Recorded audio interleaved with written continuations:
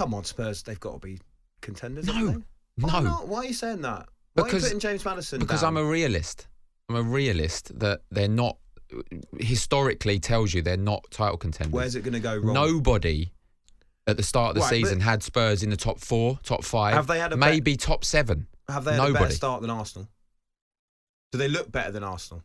I think on par with Arsenal. On par with Arsenal. Now, your next question is going to be: are those title contenders? Yeah. Yes, they are. Yeah. And I agree with Alan Pardew, what he said. Arsenal, Man City, and Liverpool are the only 3 that are going to go toe to toe this season. Why not Spurs? Because they're not ready. Is this just? But if you weren't a Spurs fan, do you think that you would think that? Do you know what I mean? Is this because you're a Tottenham fan? Is this literally Spursism in action? It is, because you're so used to it. Yeah, I am used to it. I'm used to heartache, of course. If this was next season, say this season we finish 3rd, 4th in the Champions League. Next season again, you start like this. Then Spurs supporters will be like, right, now's the time.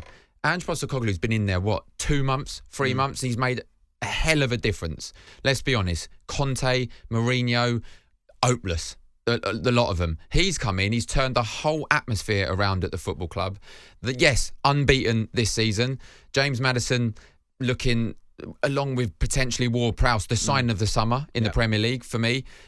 He's been tremendous. I think it's Maddison far and away, actually. Yeah. Ward-Prowse has been very good. I think in terms of price, I'm looking at Ward-Prowse and what he's doing at West Ham as well, and I'm a big fan of his. Yeah. That's why I've mentioned him. But Maddison, yes, signing of the summer. Not in terms of we haven't got a forward. Spurs haven't got a forward. Richarlison's not doing it for me, and I sat here with you. I tried to back him. That miss against I know Liverpool, it weren't even the first one for me where he put it over. That was a tough chance. You'd expect a top striker to score that. It was the one when he got in 1-on-1. We see when Harvey Elliott let the ball run to Salah. He was never missing that. Now Richarlison, you're thinking he's going to miss this, and it was a poor finish. So we haven't got a forward. In terms of that, Son can play that. We know that. So does Brennan Johnson come in onto the left, or Kulusevski on the right? Bentancur to come back? I still are not having us as title challengers. I can't do that. And it's not because if you don't, it softens the blow. No, because we're not title winners. What point though do you start to take them pretty seriously? Right? What position do they have to be in for you to think, oh, this could actually happen? If Spurs were in the top 2... And you can't say May.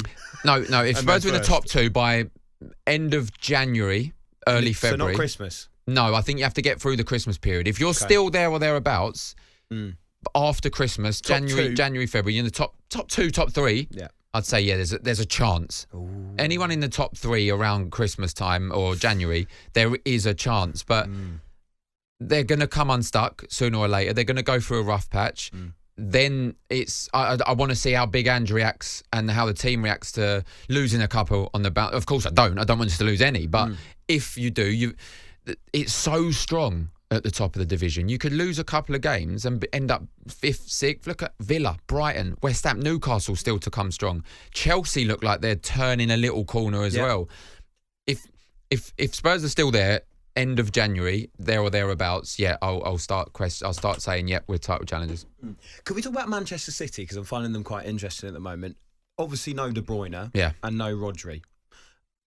Now, De Bruyne is obviously a huge miss, but and look, he's one of the most, if not the most talented midfielders, I think, in the league. Yep. But they do have an array of attacking talent, and there have been times where he has been out of the squad, and they've been all right, and they've scored goals. Are we seeing at the moment, given the results they've had recently, not just in the league, but in the League Cup as well, is he the most important player in the Premier League? De Bruyne? Rodri? Yes, it seems that way. And it's mental. When you look at the array of talent that Manchester City have in their squad, you're talking about a defensive midfielder, the best defensive midfielder in the world, let's be honest. People will say Declan Rice, not yet. Rodri just won the treble, was a key figure in that Man City team for winning the treble. He's the best defensive midfielder in the world at the moment. So, you look at the talent going forward, but he makes them tick. He helps the defence and he makes them tick going forward. So, he was a big miss. I think if he was playing in the Arsenal game, City would have... what Manchester City do and what they've done in historically is even when they're not playing too well, which they didn't against Arsenal, haven't done this season really at the moment, they can still find a way. But I felt the midfield wasn't as dominant as it could have been, as it is with Rodri against Arsenal. I think that in that little midfield area is where Arsenal had the better of Manchester City, and that's where essentially they got. I don't think Martinelli would have had that time on the edge of the box if Rodri was playing. On AM, on DAB, via the talkSPORT app and on your smart speaker. talkSPORT.